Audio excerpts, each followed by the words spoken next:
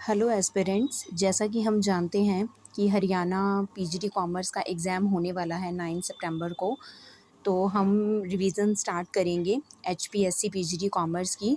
और हमें सिलेबस क्या है कि पार्ट 1 और पार्ट 2 दे रखे हैं। पार्ट 1 में है बिज़नेस स्टडीज़ एंड मैनेजमेंट और सेकंड पार्ट हमारा फाइनेंशियल अकाउंटिंग से रिलेटेड है। तो पार्ट फर्स्ट में बिज़नेस स्टडीज़ और मैनेजमेंट हमें जो दे रखा है उसमें कुछ भी नहीं है। 11th और 12th की बिज़नेस स्टडीज़ हैं और अलग से एक topic I think organisational behaviour का है, ह्यूमन रिसोर्स मैनेजमेंट है। तो इनको हम धीरे धीरे करेंगे और ये जस्ट एक रिवीजन सीरीज़ है कि इसमें हम सारी पूरे सिलेबस की रिवीजन करेंगे। तो फर्स्ट जैसे यूनिट यहाँ पर मैंने लिखी हुई है, introduction to business concept, characteristics, objectives, as you can read. तो अब ये जो हम रिवीजन है ये एनसीईआरटी से करेंगे, ठीक है। तो आज हम अपनी फर्स्ट वीडियो जो है वो किसकी है, फर्स्ट वीडियो में हम रिवीजन करेंगे इंट्रोडक्शन टू बिजनेस। इस यूनिट फर्स्ट की रिवीजन करेंगे। Let's start. हाँ जी, तो सबसे पहले है concept of business. Concept of business हमें पता है कि जो बिज़नेस वर्ड है वो कहाँ से लिया गया है, वर्ड बीजी से इसको डिराइव किया गया है। और बिज़नेस क्या है, बिज़नेस क्या है, एक ऑक्यूपेशन है जिसमें लोग रेगुलरली एंगेज होते हैं किसी भी एक्टिविटी में। जैसे अगर मैं इसका एक एग्जांपल दूँ, रेगुलरली का मतलब क्या है कि हम जो purchase and sale of goods and services है वो हम रेगुलर बेसिस पे कर रहे हैं।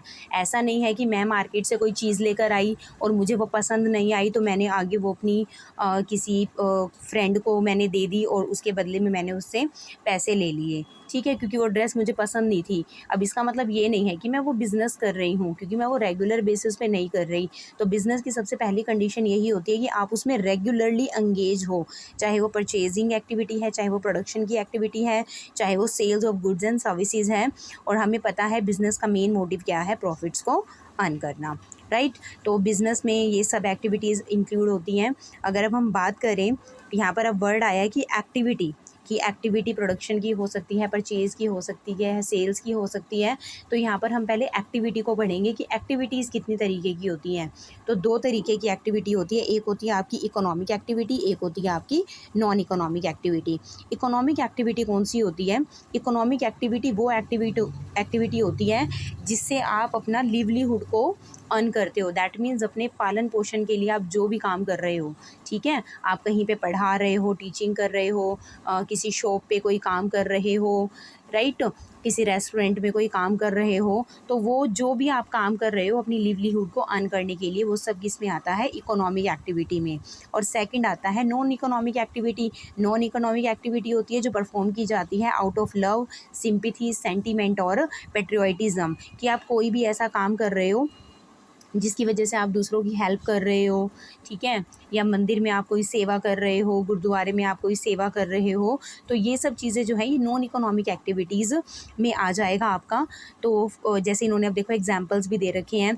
फॉर एग्जांपल है worker working in A factory, ये आपकी इकोनॉमिक एक्टिविटी है। A doctor operating in his clinic, ये इकोनॉमिक एक्टिविटी है। टीचर स्कूल में पढ़ा रहे हैं, ये भी इकोनॉमिक एक्टिविटी है। ऑन द अदर हैंड कि एक हाउस वाइफ अपनी फैमिली के लिए कुक कर रही है, एक बॉय एक ओल्ड मैन को हेल्प कर रहा है। तो ये सब जो एक्टिविटी हैं ये किस में आ जाएंगी, आपकी नॉन इकोनॉमिक एक्टिविटीज़ में। उसके बाद हम बात करते हैं कि मेनली जो आपकी इकोनॉमिक एक्टिविटी है, अब इकोनॉमिक एक्टिविटी को आगे 3 पार्ट्स में और बांट दिया जाता है, बिजनेस, प्रोफेशन एंड एम्प्लॉयमेंट।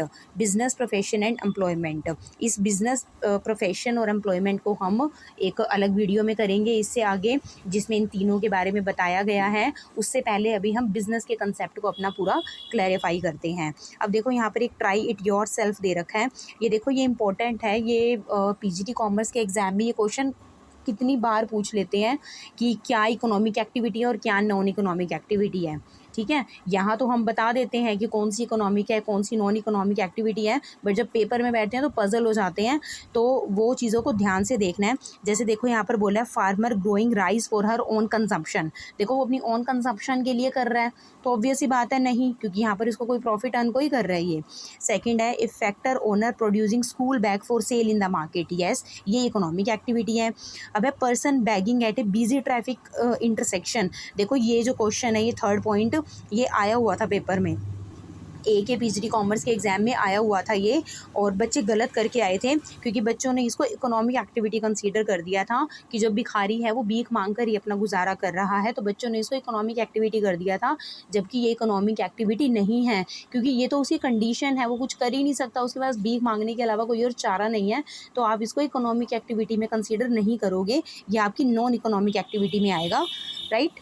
उसके बाद है service of A domestic help, आप ले रहे हो अपने हाउस होल्ड कॉर्स के लिए, तो वो इकोनॉमिक एक्टिविटी है क्योंकि आपके घर में जो मेड आती है आप उसको पैसे देते हो। फिर है सर्विस ऑफ ए हाउसवाइफ, अगर काम कर रही है तो वो इकोनॉमिक एक्टिविटी में कंसीडर नहीं होता। तो हमें ये इकोनॉमिक और नॉन इकोनॉमिक एक्टिविटी के बारे में पता होना चाहिए क्योंकि इसमें से क्वेश्चन आ जाता है। अब हम अपनी बिजनेस की डेफिनेशन को और ज़्यादा क्लैरिफाई करते हैं इसके करेक्टरिस्टिक्स को पढ़कर।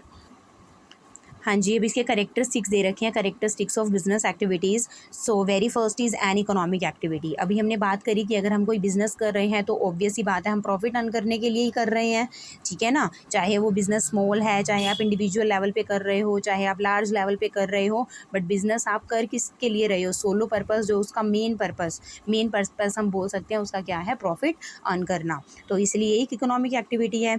सेकेंड है प्रोडक्शन और procurement of goods and services. ये मैंने अभी आपको पहले ही बता दिया कि जो भी हम बिज़नेस कर रहे हैं, बिज़नेस में हम क्या करेंगे, या तो प्रोडक्शन करके सेल करेंगे या फिर कहीं से प्रोक्योरमेंट करके, यानी कि जो ट्रेडिंग बिज़नेस हम जिसको बोलते हैं कि कहीं से चीज़ खरीदना और आगे अपने कस्टमर्स को बेच देना, वो procurement of goods and services में आ जाएगा, ठीक है।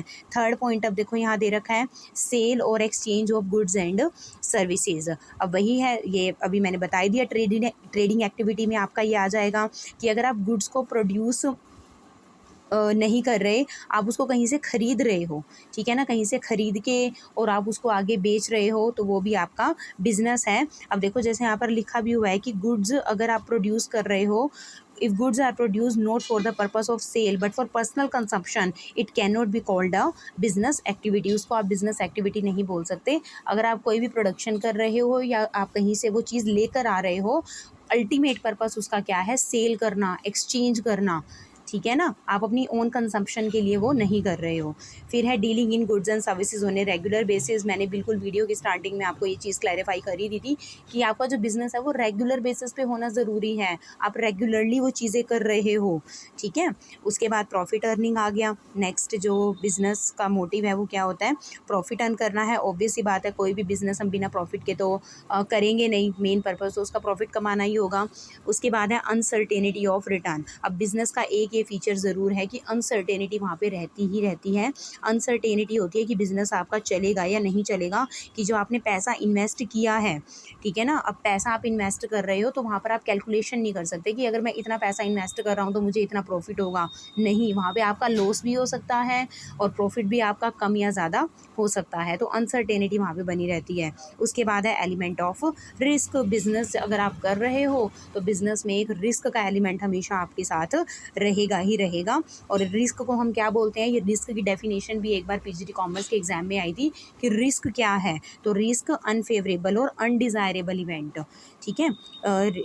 रिस्क कैसा भी हो सकता है कि आपका कंज्यूमर का टेस्ट चेंज हो गया है, फैशन चेंज हो गया है, कहीं पे फायर, थेफ्ट, एक्सीडेंट, कोई नेचुरल क्लैमिटी हो गई है, तो ये सब हमारे क्या है, रिस्क में आ जाएगा, ठीक है। इससे अगला इस यूनिट 1 को हम 2 से 3 वीडियोज़ में कवर करेंगे, तो ये यूनिट 1 का फर्स्ट पार्ट था। आई होप आपको ये वीडियो पसंद आई होगी, और अगर आपको ये वीडियो पसंद आई है तो please do like, share and subscribe, ताकि मेरे आगे आने वाली वीडियो की नोटिफिकेशन आपको ईज़िली प्रोवाइड हो सके।